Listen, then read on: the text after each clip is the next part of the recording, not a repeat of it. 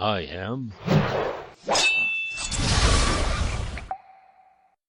the Craft Dad.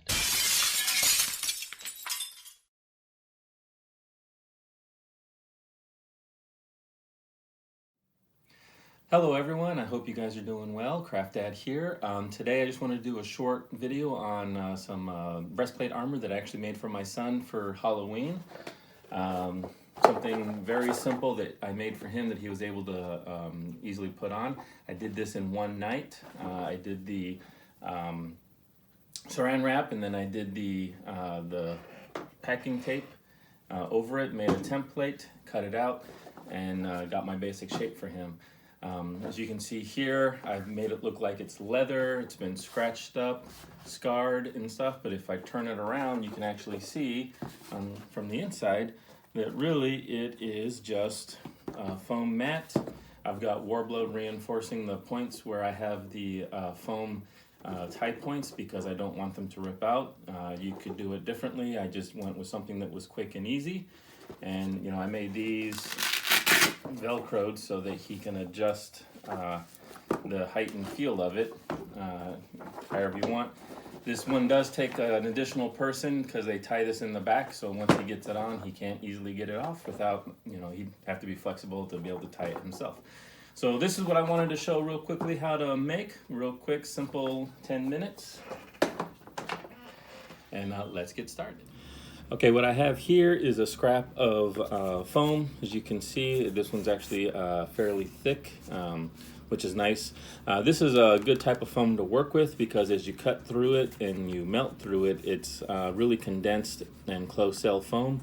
There is some other foam that I have used before that is not this nice. It has more of a like a plastic film on the outside, and then the inside is real bubbly and stuff, and so you don't want to use that kind of foam. So you want to pay attention to the foam you do have. So the nice thing about this is with the foam and a soldering iron, you can create different effects on the foam. A small shotgun blast, little animal claw marks and stuff. I mean, you can do all kinds of things. You can even take a foam and do grooved lines and stuff in it. And so that's kind of what I did here. I roughed up the edges just because it's supposed to look like, some would have used the leather and stuff, so it doesn't have to necessarily look completely clean. And that's what I'm going to show real quick on some of the techniques. All right, so here's a easy, simple piece of foam, and again, nice hot soldering iron, and you can see it melts right in. So and you can go at an angle, you can go straight in, so it's however you want to do it. You can even start off and kind of push it inwards, and you get more of a pitted mark, like something went up and in, and then from there you can kind of draw it out. Now it's hard to do with a soldering iron because it is pretty hot and it can cause a lot of damage to your foam. It's one of those, better to do it lightly because if you mess it up, there's no real going back, and then the foam edge, if you want to do the foam edge, so it just kind of looks worn and stuff, it's just foam. You just kind of beat it up, make it look, don't breathe in the foam either. So it's the edge there, do the claw marks, you can stretch it out.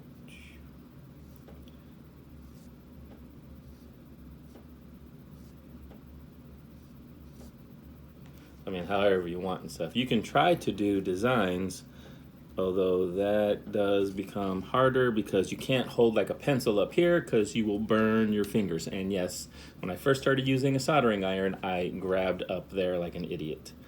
But you can try to do, designs and stuff,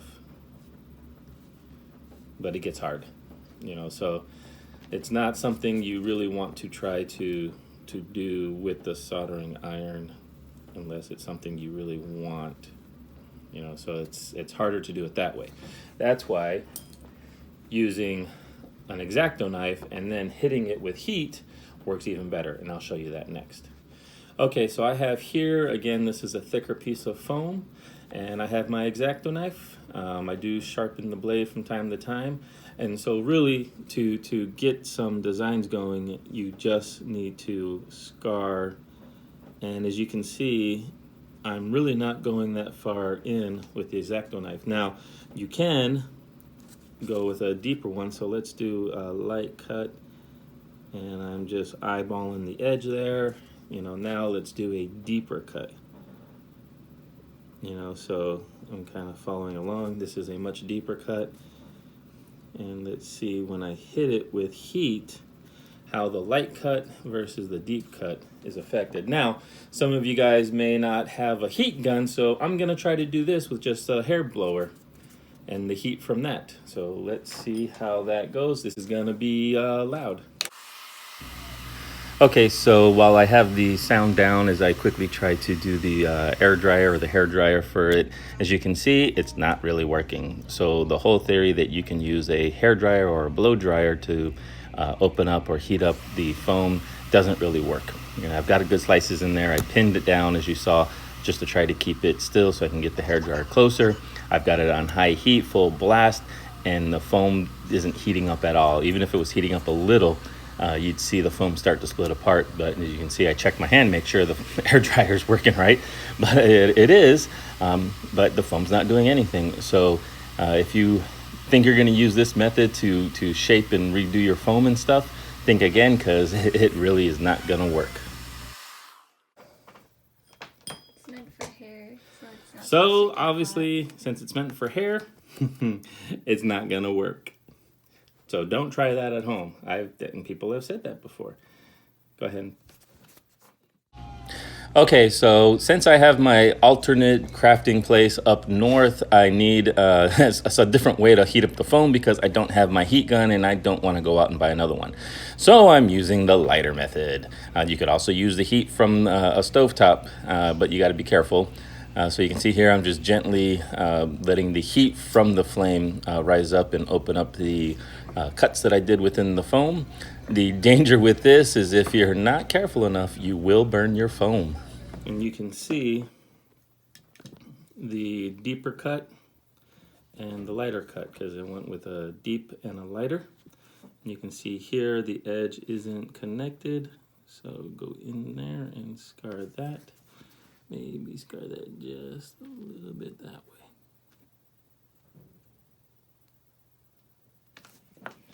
And then open that up. Oop. Yeah, be careful not to overdo it. You'll start to melt your foam. But so you can see, simple design. Just to get an idea of the tip, for that little cut, you can barely see it. That's about as much of the tip that went in to create the shallow cut. So, and then only about that much of the tip went in to create the other cut. Now, right over here. So let's grab something else. This is why I love having scraps. So let's say you want to try to do the same thing, but you've got like a really thin piece of foam. You can try to do the same thing. And again, you can see I'm barely scraping the surface there. Now this side, I'm going to go in a little deeper. And you might want to push it to kind of get it started so you kind of get that. Now, since I don't have my heat gun here, we're using the lighter method. And it's just the heat again. Get that edge to open up.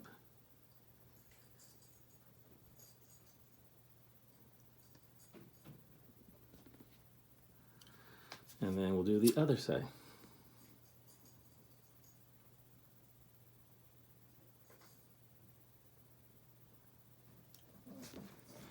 And so you can see on the foam, the fun foam, it actually worked pretty good on the fun foam as well. So you can, go in and do some intricate design on your foam and stuff to make it look nicer.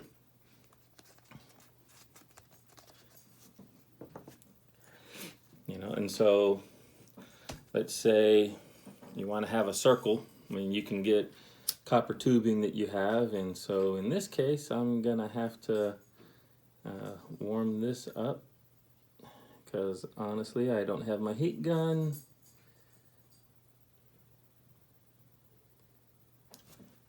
And then just lightly touch. Okay, that didn't work. I'd have to heat that up a lot more with a lighter. It doesn't really work. Fun foam with a soldering iron. Again, so I managed to not burn through it. So, I mean, if you are careful, you can, you know, again, do some of those designs. Now I burned through it that time. But I mean, it's,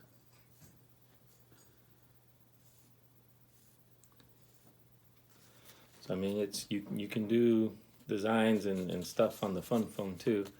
A little harder to kind of do the edge because it's just so thin. But I mean, if you want to tatter up your edges a little, you can do that. You know, just got to be quick. You know, maybe, you know, little areas it's a little more tattered. So I mean, because it's supposed to look weathered. So I mean, it's just things that you can do.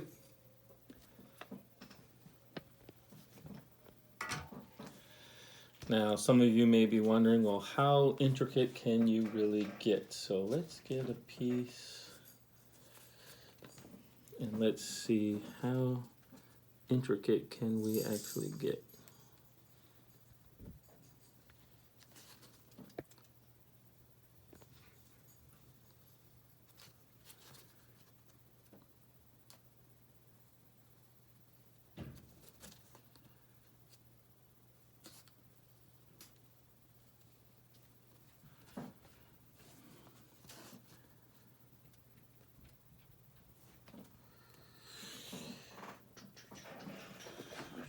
And don't be afraid to use a ruler.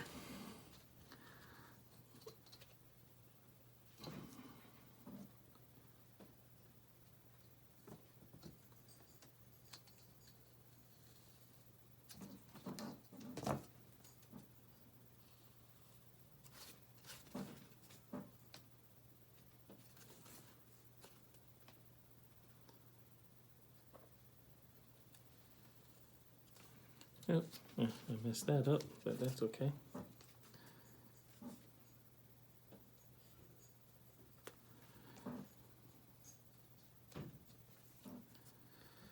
And I need to sharpen this a lot more. I'm trying to do like a curved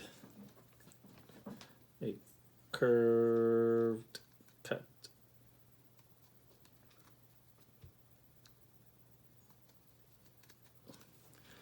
And this is where some skill and having a sharp X-Acto knife. I gotta resharpen this one apparently. But I mean, it's just, you can't really see anything, but when you heat it up,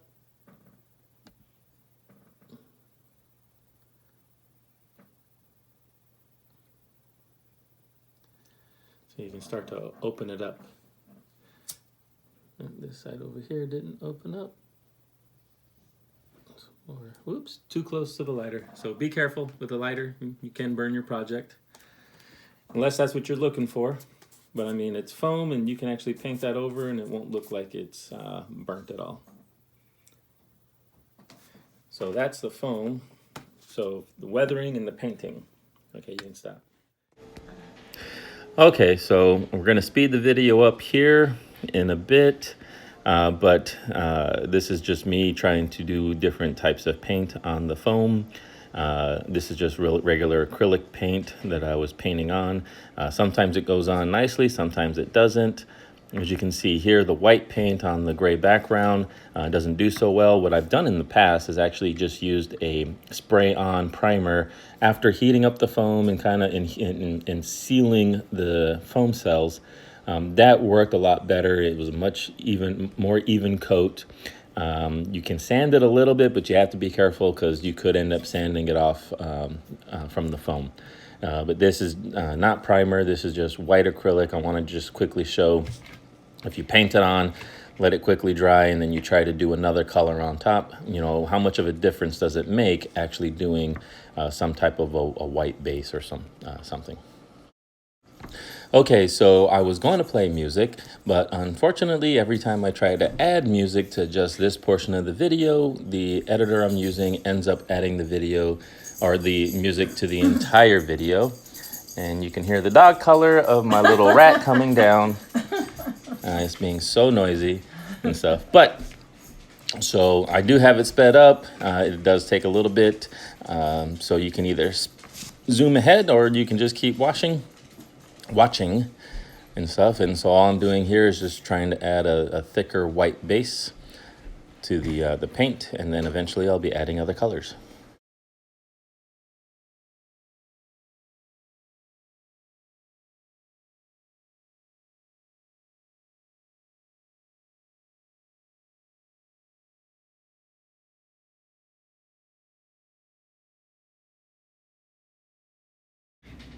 Okay, so as you could see, as I was doing the hand painting, it wasn't really doing a nice even coat of the white. So switching over to airbrush, so you can see how much nicer that goes on and how you can get a much more even coat that is nice and thick.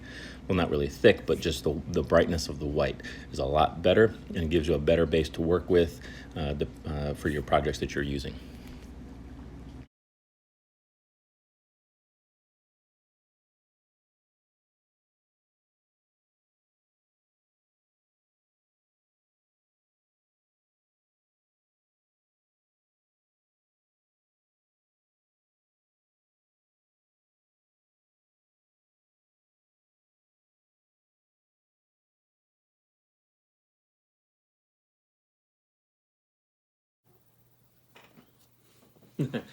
That does a much better than that. Yeah. People will mostly just use white on like a canvas or something, not really on foam. Yeah. Because if you do it on foam, you have to layer it.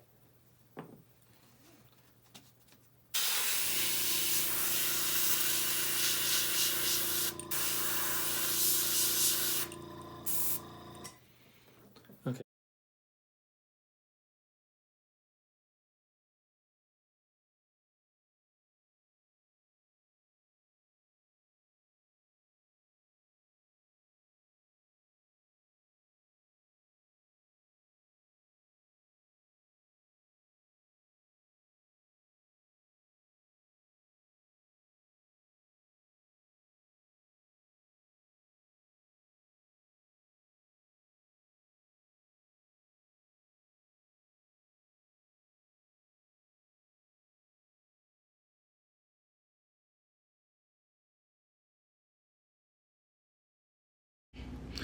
Okay, so here I'm gonna do just a simple blue over where we did the white acrylic with the paintbrush, and where we did not do any white acrylic, so you can actually see the difference in the color tones for the blue. You know, just giving an idea of kind of like how it would end up on your foam if you were doing some type of a paint job.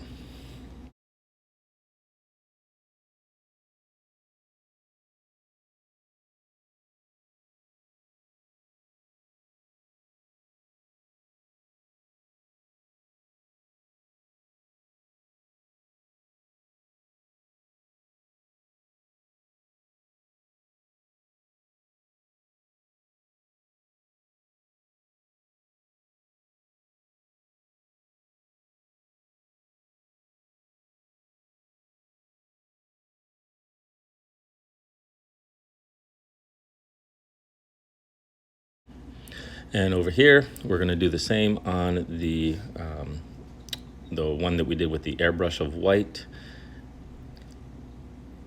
So you can see how that looks, and I mean, even just the white itself, you can tell how much better that white came out. And then what I'll do is also do the airbrushing of the blue onto the foam, so you can see how that looks compared to the different methods.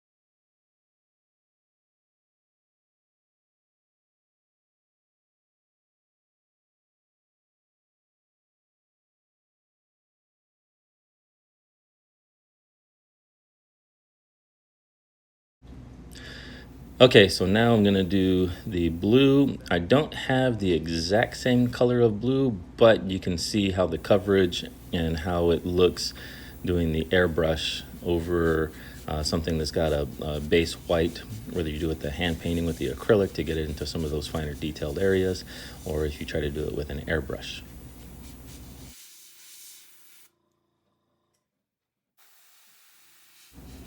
And here we are doing it now over the portion that was airbrushed white. And you can already see how much brighter the blue ends up being for that portion.